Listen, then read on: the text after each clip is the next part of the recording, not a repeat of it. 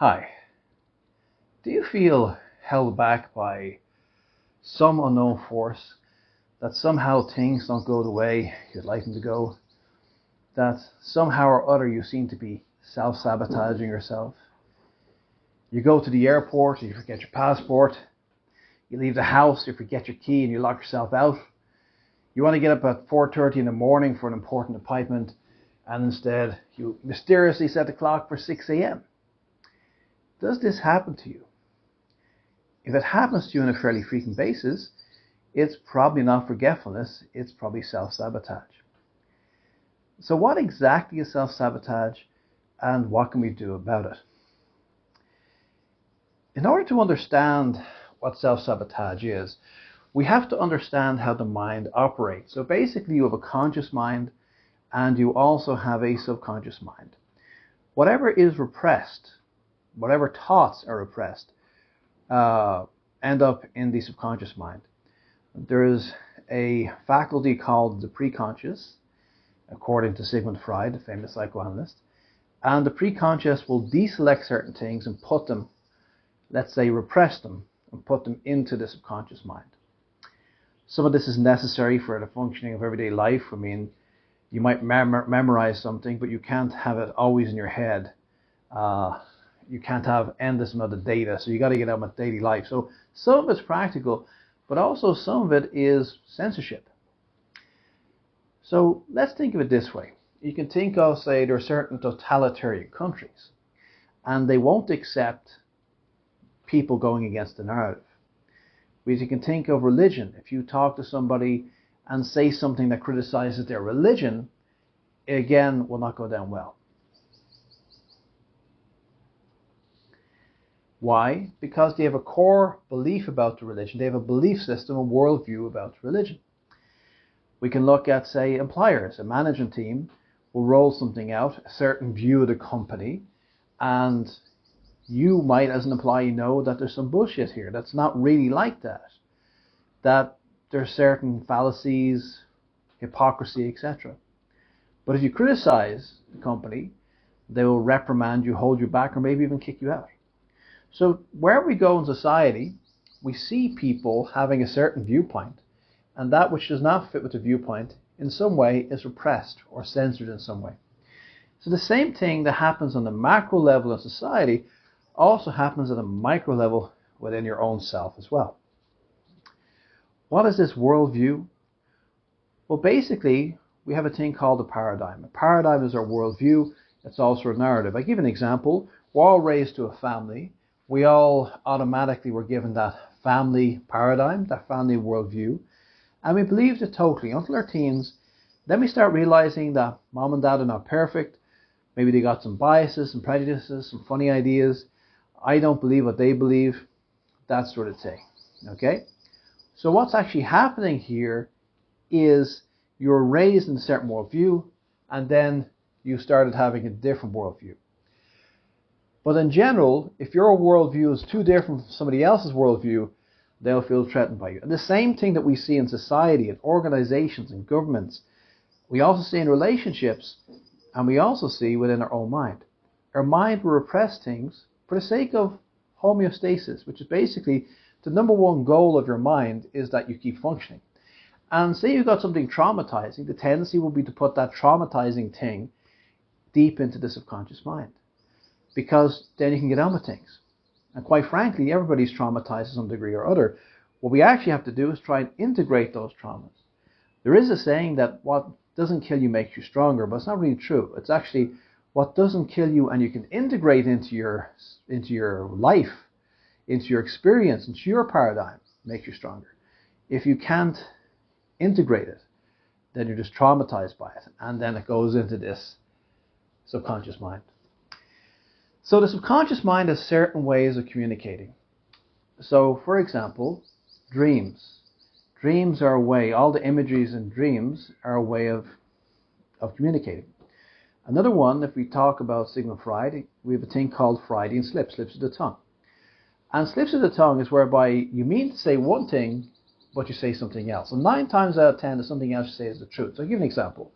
A bunch of people are in a restaurant, and a man looks over at a table And he means to tell everybody that table will do us.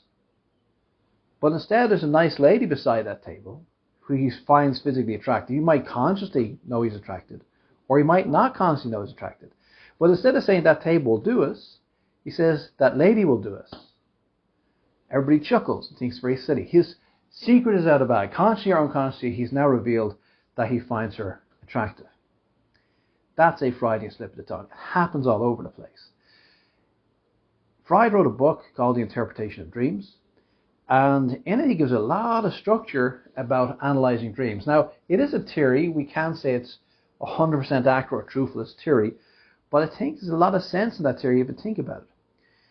And basically he suggests that dreams are wish fulfillments. And he gives a topology of the mind, and this is the view he gives. That each thought has its own kind of autonomy, its own kind of drives. And those thoughts want to express themselves. And so what those thoughts will do is they will grab onto other elements, more innocent, acceptable elements, and that way they come back into the conscious mind. So let's say, for example, you're having difficulty with a certain person who has a beard. And you don't want to think about that thought. But instead, at night time, you dream about your granddad who had a beard. But granddad's nasty rather than nice. How's that? Your desire of that thought of thinking about that person, even though you want to think about them, it's painful, that thought has jumped onto the other thought of the grandfather. And so behind the bearded grandfather is actually the bearded person you don't like. This happens all the time. We see it all the time in weird situations and dreams. Like, that doesn't make sense. They didn't act like normal. Of course not. Because that wish was trying to fulfill itself, express itself, and it had to just do it illegally, as it were, because the preconscious won't let it come true. Sigmund Freud called the unconscious, or dreams, should I say, he said that dreams are the royal road to the unconscious. Because the unconscious mind, he calls unconscious, we can call subconscious, the unconscious mind is us, and it communicates with us. And we can go a little deeper into this and talk about thought complexes. There's actually complexes or groups of thoughts in the subconscious mind, and they're actually subpersonalities. So let's move on to self-sabotage. Let's say, for example, you want to lose weight, but you have a bunch of thought complexes, which are now basically their own little autonomous subpersonality, which believe that you can't lose weight, that you're always going to be fat. And they cannot tolerate the idea of you losing weight. There's an example. Another example is you want to be wealthy. You were told early in life you're unworthy and you can never be worth anything. And that thought that I'm unworthy has become like a subpersonality. A complex of thoughts says, I am unworthy, I can never have any money. You'll always be a poor bum. You'll never be more than a hill of beans. If you got that kind of program as a kid, that could hold you back from making some money. You don't want toxic relationships, you want healthy relationships.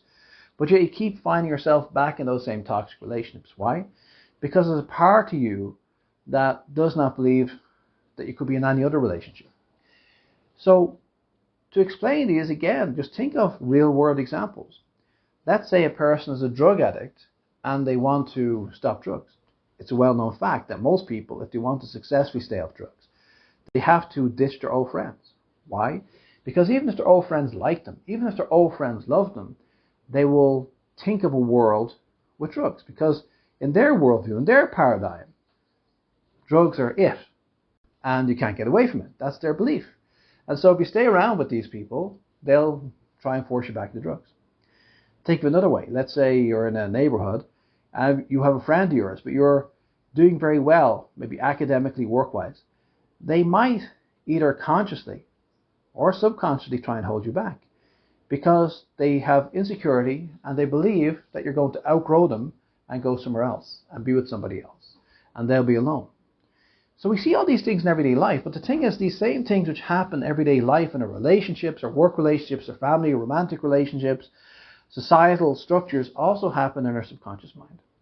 So there are aspects of you in your subconscious mind who either are so ignorant they can't believe that there's a worldview that could be, say, abundant, or happy, or lean, or wealthy, or happy relational life. It just doesn't believe it can happen. Or it's insecure and feels that it will somehow be left out. These subpersonalities have their own insecurities. So what are you going to do with them? The cure to self-sabotage is to befriend yourself. Not just yourself, but yourselves. Okay? There's actually like a whole bunch of you in there. So think of it this way. We all talk about environmentalism these days, but think of it this way. If you don't like yourself, if you're always criticizing yourself, maybe even hate yourself, your mental emotional ecosystem, and yes, you have an ecosystem, there's a whole universe inside your mind, your mental emotional ecosystem will be negative. If your conscious mind's mental emotional ecosystem is negative, chances are your subconscious mind's mental emotional ecosystem will be negative. So, the more positive and upbeat you are toward yourself, it will have a trickle-down effect on your subpersonalities, and the more they will be less antagonistic towards you. Because why are you having self-sabotage? A self-sabotage is actually a strike. Your subpersonalities are striking, and why do people strike? They strike because they're not getting their own way. Your subconscious mind is trying to communicate to you as best it can, considering that you've got this repressive structure called the preconscious that keeps repressing things. So they have to find a way out. So rather than having the situation where you come out and find that the wheels have been taken off your car, I'm talking figuratively speaking, wouldn't it be better to negotiate with those people, befriend those people, see what their problem is, and try and resolve it?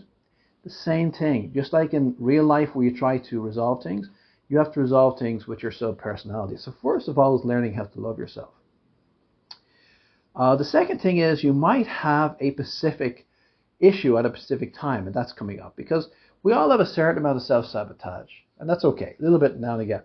But if it's happening a lot, it probably means there's a little part of you that's feeling very insecure, a little sub-personality, and it's trying its damnedest to stop you doing what it feels is either impossible or very negative. Because you might be thinking to yourself, well, why am I self-sabotaging? What's good for me is this. Why would I want to hold back the goodness?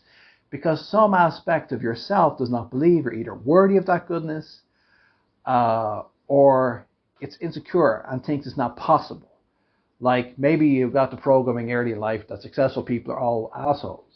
And so you don't want to, there's a part of yourself that says, no, don't join the other side. Don't be an asshole, okay?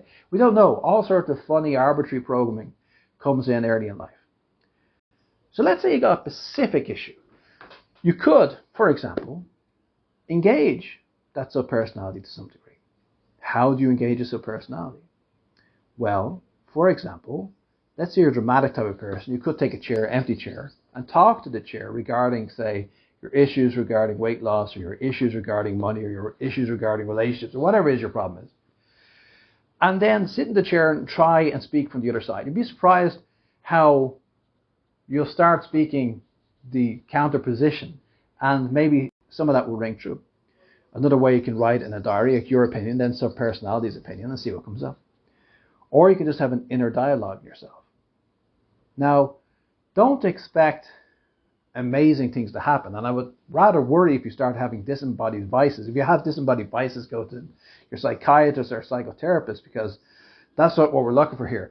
We're looking to communicate with different aspects of ourselves. We're looking to communicate with the subconscious mind. We're not looking to derange your mind. So we're simply trying to create channels, because you might think your subconscious mind doesn't talk to you, but your subconscious mind is talking to you every night through your dreams. Every time there's a Freudian slip, it's there. Often in your daily life, you'll see coincidences, signs, symbols. Your mind is trying to talk to you all the time. But we're so busy up here, we're not listening. So if we try and create conduits of communication with different aspects of ourselves, then really we have to have each aspect has to be listened to. So you could have a saintly aspect, and you could have like a heavy drinker or drug abuser aspect, for example. And that's going to be a difficulty. Those two are going to be in conflict. But you can see what this one needs, the saintly aspirations needed, see what the druggy, livid up alcohol's aspirations are, and try and balance them out. Because all these little people are living in your head, basically, subpersonalities. So the subconscious will try and communicate with you. I'll give you an example. Let's say you try and work on yourself and work on some issues you got, maybe around self-worth or money or whatever. Next thing you'll switch on a TV station, and the story of that drama story is exactly your story. Or you'll open a newspaper or a book, and the phrase that comes up first is the exact phrase you need to hear. Subconscious mind has a lot more resources than you have. You are the conscious ego. You are the decision maker, but your subconscious mind has a lot of resources, and it can communicate in all sorts of ways if you're open to communications. And of course, dream interpretations and the way you can write down your dreams and try and see what's going on in your dreams. The key is to try and create some kind of communication network so you see what's happening within your mind and you can do something with it. Now, I'm not going to go in this video and talk about how to love yourself. There's a lot of material on my channel. There's a lot of material on the internet. I might do more videos on the subject. But basically, befriend yourself. And there's many different ways you can do it. So just have a think about that, or look around this channel. You'll find some stuff. The other thing is, don't expect everything to be explained.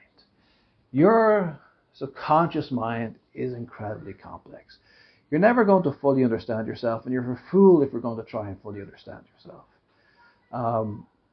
When you go deep into the subconscious mind, one thought leads to another, one complex to another. It's incredibly complex. And there's a stage, if you go deep enough, where you can't consciously even connect with it at some level. So don't pull your hair out trying to understand yourself.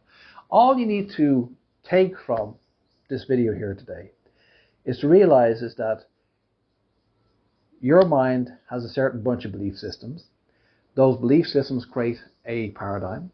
Your preconscious mind represses anything that doesn't fit in with that paradigm. And those repressed thoughts have to express themselves because each thought in some way is autonomous. And that your mind is speaking through Freudian slips of the tongue. Your mind is speaking through dreams. It's coincidences, symbols, things that you seem to come across, books, people you meet. Often your mind is trying to tell you things or talk to you. But if a part of your mind is not being listened to, it will act out. And that's really what's happening in self-sabotage. So if you want to reduce self-sabotage, and sometimes with the best will in the world, we have a little bit of self-sabotage, but if it's getting annoying, it's time to, first of all, work on befriending yourself, but secondly, work on finding out what the issue is. Because once you listen to that part of yourself and negotiate with it a little bit, and maybe explain things to it a little bit, you'll be surprised at how quickly you can turn your life around and move beyond self-sabotage. I hope you liked this video. I hope it's been of help to you. If you do, please like and subscribe, and I'll talk to you next time.